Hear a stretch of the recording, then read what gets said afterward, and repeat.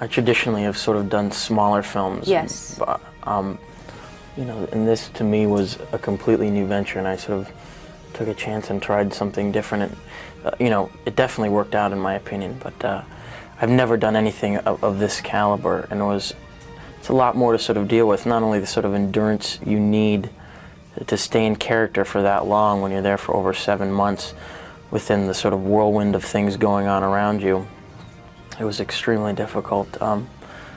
But, you know, my opinion of huge movies like this that have a lot, that are special effects oriented, has always been to stay away from them because they seem to me to sort of lack a lot of content, you know. But I didn't want to discriminate against this because it was such a powerful story and such an important movie.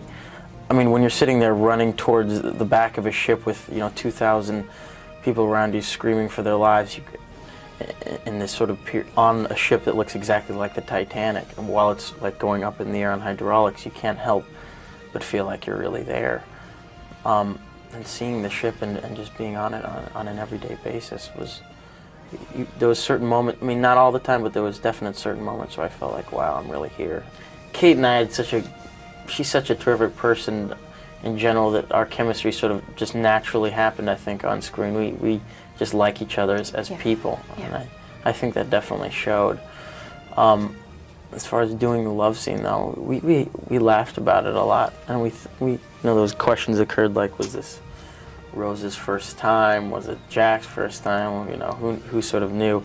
Being that vulnerable, I think, all around as a character was a lot more difficult for me to do. I mean, I'm sort of always played characters that have dealt with, you know, had some sort of demon or some internal struggle, and playing such a guy that was so sort of open-hearted and free-spirited, it was difficult, you know, harder than I thought it would be.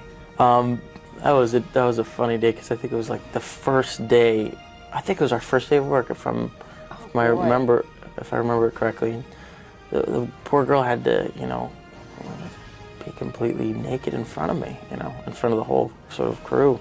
Oh boy. And it was like jumping right into it, you know, for her. And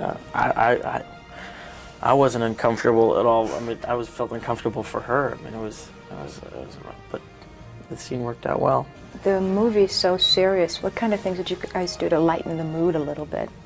So heavy. I've always sort of been, not necessarily a prankster, but definitely somebody who likes to lighten up the mood on set.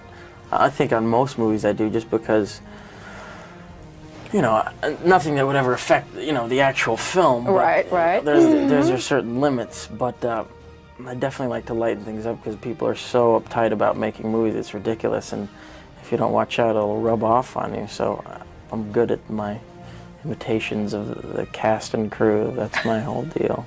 Did you do one of Kate? Did I do one of Kate? No. Don't ask me to either. Oh, the good thing was, one thing that I liked, that I enjoyed doing.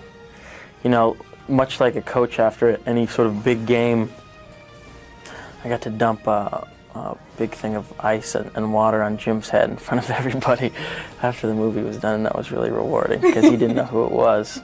He looked around, trying to search around, and it was me, and I got away scot-free, which was cool. A lot of the talk, though, is that this movie is going to take you to the next level. Superstar Leonardo DiCaprio. How do you feel about all this? I almost look at it as not necessarily a passing thing in my career, but, you know, I understand that, you know, if you want to have a sort of a career with longevity, you know, things go up and down, you become popular, not so popular, popular, not so popular. I mean, I'm experiencing it, and I'm seeing how it is. I'm enjoying it. It's cool. But whatever will, you know, carry me to the next level as an actor, so I can continue to do good movies. I mean, the choices I've made have simply been because they've been, you know, the best possible films in front of me, and that's why I've sort of done them, and I haven't sort of, you know, purposely chosen to become sort of widely known. You know, that wasn't my reason.